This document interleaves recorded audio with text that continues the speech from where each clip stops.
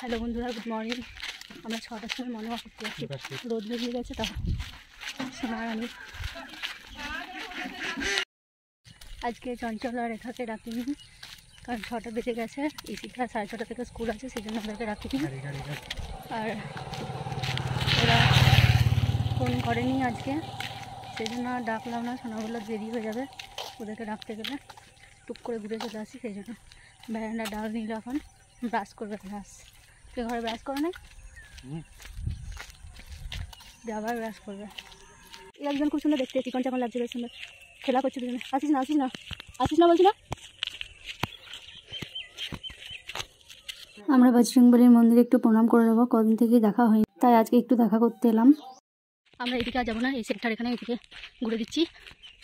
আর যাবো না, রোদ বেরিয়ে গেছে, একটু ভালো লাগছে না। আর আজকে ফার্স্ট টাইম মন্টুরা আমাদের সাথে জয়েন করলো, মানে বাড়ি যাওয়ার পথে।